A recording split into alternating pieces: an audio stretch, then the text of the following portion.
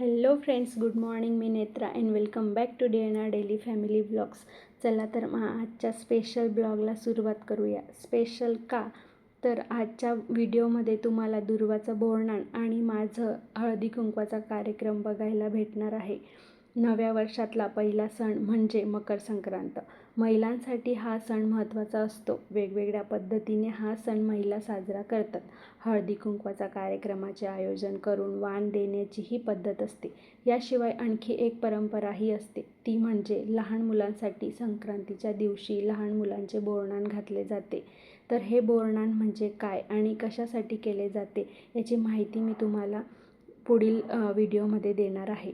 नवविवाहित जसे हलव्याचे दागिने घालतात तसेच लहान मुलांनासुद्धा हलव्याचे दागिने घातले जातात. लहान मुलांना सजवण्यात येतं. महिलांना ज्या पद्धतीने हळदी कुंकवाचा कार्यक्रम असतो तसा लहान मुलांचा बोरनान असतं. संक्रांतीपासून तर रथसप्तमीपर्यंत हे कधीही करता येतं. लहान मुलांच्या उत्तम आरोग्यासाठी बोरनान घालण्याची परंपरा आहे. मुलं जन्माला आल्यानंतर पहिल्या संक्रांतीला लहान मुलांना हे बोरनान घालण्यात येतं. शिशुसंस्कार म्हणून लहान मुलांना हे बोरनान घालतात.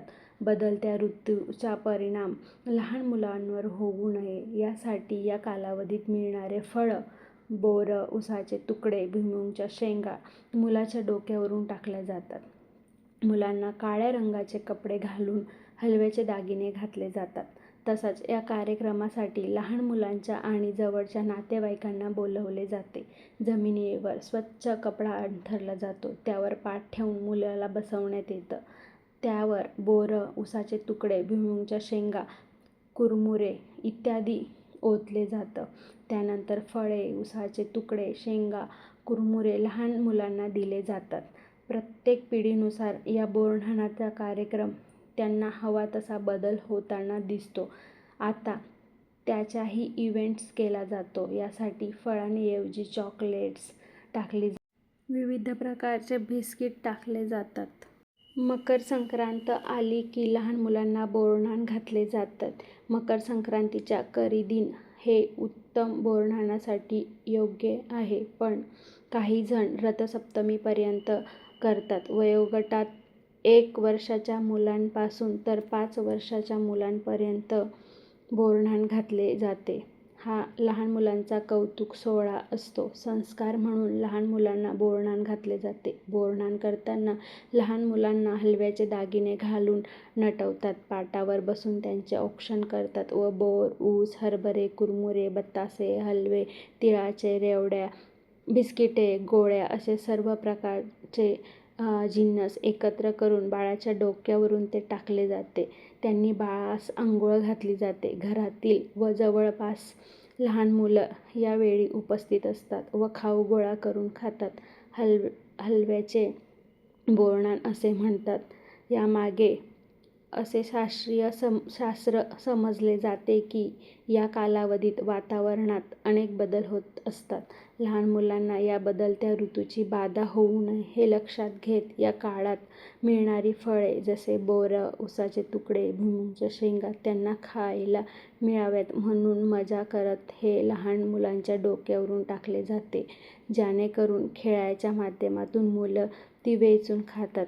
अशाने या वातावरणाची त्यांच्या शरीरावर सुदृढ बनते. बोरनान का करावे या संदर्भात अशी आख्यायिका आहे की करी नावाचा एक राक्षस होता. त्या करी राक्षसाची वाईट दृष्टी आणि वाईट विचार मुलांवर पडू नये त्यासाठी सर्वात आधी हे कृष्णावर केले गेले. त्यानंतर ही प्रथा पडली आणि तेव्हापासून बोरनान केले जाते. लहान मुले कृष्णाचे स्वरूपच आहेत आणि त्यांच्यावर करी राक्षसाचे वाईट विचार आणि दृष्टी पडू नये असे मानून लहान मुलांवर बोरनान केले जाते. तसेच शास्त्राप्रमाणे बघितलं तर या कालावधीत वातावरणात अनेक बदल होत असतात. लहान मुलांना या बदलत्या ऋतूची बाधा होऊ नये या काळात मिळणारी फळं मुलांनी खावी म्हणून त्यांना मज्जा म्हणून अशा प्रकारे वेचून खाण्याची संधी दिली जाते. म्हणून यात बोरं, उसाचे तुकडे, भुईमुगाच्या शेंगा यांचा समावेश केला जातो. खेळाच्या माध्यमातून या वस्तू मुलं वेचून खातात, त्यामुळे पुढील वातावरणासाठी त्यांचे शरीर सुदृढ बनते असे शास्त्रीय कारण यामागे असावे. हल्ली यात चॉकलेट, गोळ्या, बिस्किट देखील समावेश करण्यात येतात. आणि आता बोरन्हाण म्हणजे काय ते मी तुम्हाला सविस्तर सांगते. बोरन्हाण ह्या नावातच अर्थ दडलेला आहे. बोर म्हणजे बोराने घातलेली अंघोळ. संक्रांती ही जानेवारी महिन्यात असते आणि जानेवारी महिन्यात बोरांना बहार आलेला असतो. याच महिन्यात बोरं पिकायला लागतात आणि ऋतुफळ म्हणूनही बोरं हे महिन्याचे फळ आहेत आणि यात बोरन्हाण करतात. बाळाला काय घालावे आणि काय घालू नये त्याविषयी थोडक्यात जाणून घेऊया. बोरन्हाण हे मुलगी किंवा मुलगा या दोघांचेही करू शकतो आणि बोरन्हाण करताना त्यांना काळ्या रंगाचे कपडे परिधान करावेत आणि हलव्याचे दागिने घालावेत. यावर्षी संक्रांती पिवळ्या रंगाचे वस्त्र परिधान केले होते म्हणून पिवळ्या रंगाचे वस्त्र वर्ज करावे. बाकी इतर रंगाचे कपडे तुम्ही परिधान करू शकतात. जर तुम्हाला काळ्या रंगाचे कपडे घालायचे नसतील तर बोरन्हाण हे इतर दुसऱ्या रंगाचे कपडे घालून करू शकतात. बोरन्हाण हे 6 महिन्यांवरील बाळाचे करावे तर 5 वर्षापर्यंतच्या बाळाचे करू शकतात.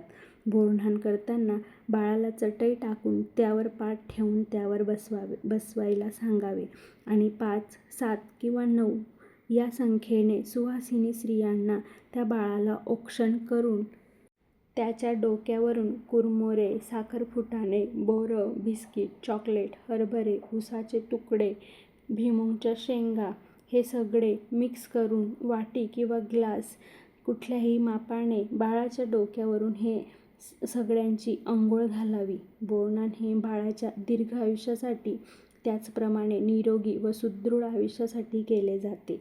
तसेच बोरन्हाण करताना वापरले जाणारे ऋतुफळ किंवा इतर सगळ्या वस्तूंची बाळाला ओळख किंवा खाण्याची सवय व्हावी म्हणून केला जातो. बोरन्हाण हे शिशुसंस्कार म्हणूनही केले जाते. जसं बाळ 6 महिन्याचं झाल्यावर अन्नप्राशन हा एक संस्कार आहे, तसेच 1 ते 5 वयोगटातील बालकांसाठी बोरन्हाण हा एक शिशुसंस्कार आहे. तसेच लहान मुलांना बदलत्या ऋतूची बाधा होऊ नये म्हणून बोरन्हाण करतात. आपली भारतीय संस्कृती प्रत्येक सण हा विशिष्ट कालावधीत येतो, त्यामागे शास्त्रीय कारण आहेत. तसेच संक्रांतीचे कारण म्हणजे जानेवारी महिन्यात खूप थंडी असते म्हणून आपल्या संक्रांतीला तिळाचे लाडू केले जातात, कारण आपले शरीर हे आतून गरम राहावे किंवा अधिक थंडीचा आपल्यावर परिणाम होऊ नये. तसेच बोरं खाल्ल्याने आपल्याला व्हिटॅमिन सी मिळते आणि त्याचमुळे आपली रोगप्रतिकारक शक्ती वाढते. थंडीच्या दिवसात जीवाणू किंवा विषाणू खूप वाढतात म्हणूनच शास्त्रीयदृष्ट्या आपण शरीरात अधिक उष्णता निर्माण व्हावी किंवा अधिक रोगप्रतिकारक शक्ती वाढावी म्हणून हे सण आपण थंडीच्या दिवसात म्हणजे जानेवारीत साजरे करतो. बोरन्हाण हे दुपारनंतर संध्याकाळी 8 वाजेपर्यंत करू शकतो. बोरन्हाण करायच्या दिवशी आपला परिसर स्वच्छ करून छान रांगोळी आणि घराला सुशोभित करावे. आजूबाजू लहान मुलं असतील तर त्यांना बोलावून घ्यावे.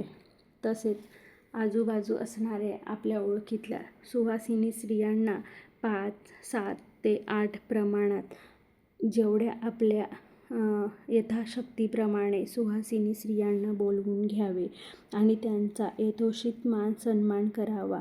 त्यांना नमस्कार करून आपल्याला द्यायची असेल ती वस्तू हळदी कुंकू करून देऊ शकतो. त्या दिवशी आपण सुवासिनींना हळदी कुंकू लावावी. तसेच त्यांना बोरन्हाण आणि औक्षण करायला सांगावे. लहान मुलांना ते वेचायला सांगावे. चॉकलेट, बिस्किट असल्यामुळे ते लवकर अट्रॅक्ट होतात आणि ते न सांगता ते सगळे पटापटा वेचतात. आपले मुलंही ते बघून वेचून खातात. या ऋतूतील फळ त्यांना खायची सवय व्हावी आणि त्यांनी आनंदाने वेचून खावे, हाच यामागील उद्देश आहे. बोरन्हाण हे आपण मुलगा किंवा मुलगी या दोघांचे करू शकतो. त्यांना हलव्याचे दागिने घालून सुशोभित डेकोरेशन करून आपण बोरन्हाण करू शकतो. हलव्याचे दागिने हे घरी बनवायचे असतील तर साखर फुटाणे जे मार्केटमध्ये भेटतात ते आणून आपण दोऱ्याच्या साहाय्याने त्यांना गुंफून हलव्याचे दागिने बनवू शकतो. त्याचप्रमाणे घरी बोरन्हाण करायचं असेल तर घरच्या घरी डेकोरेशन करून आपण बोरन्हाण करू शकतो. बोरन्हाण करायच्या दिवशी सकाळी उठून घर स्वच्छ करावे व डेकोरेशन करून सुंदर अशी रांगोळी काढावी.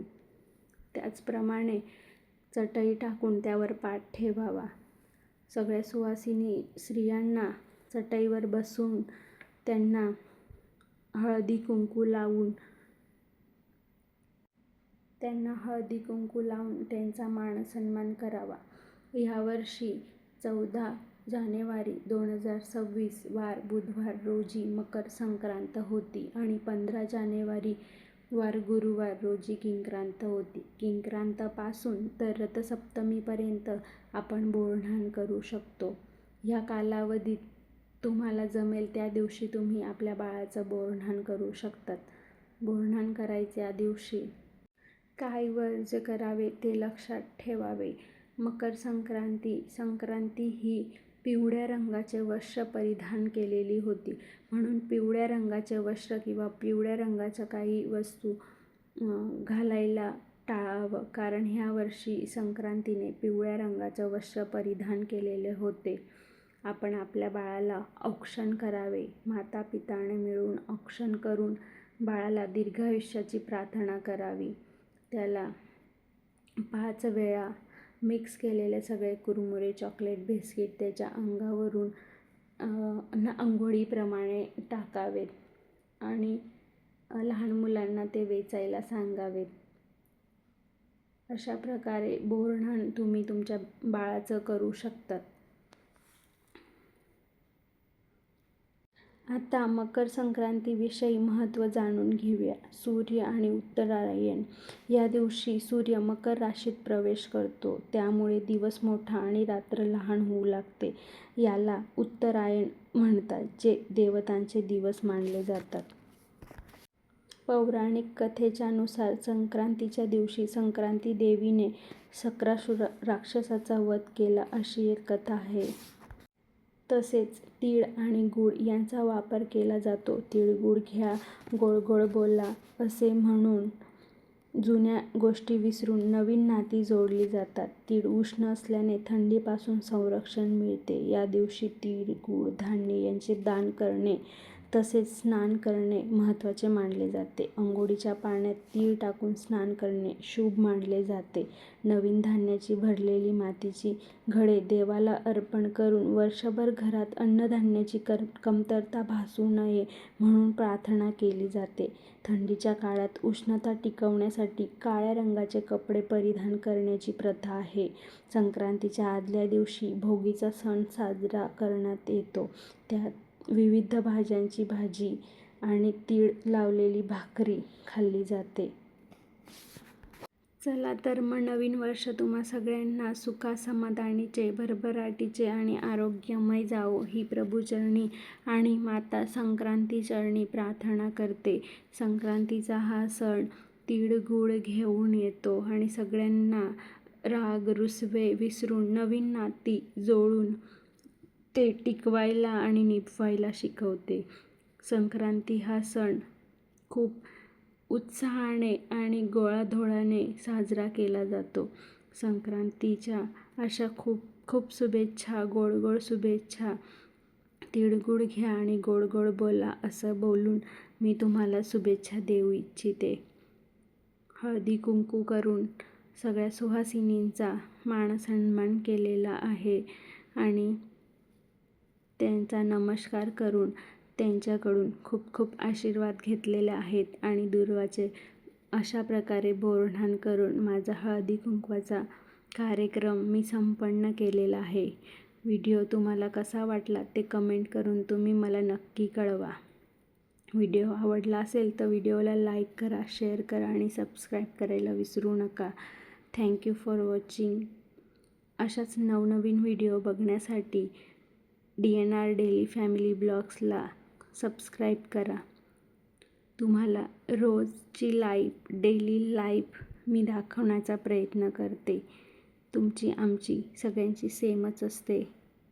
फक्त असंच एक एन्जॉय म्हणून किंवा हाऊसवाईफने काहीतरी करावं म्हणून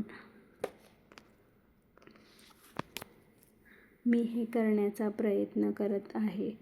माझा व्हिडिओ तुम्हाला आवडला असेल तर नक्कीच लाईक करा. Thank you for watching.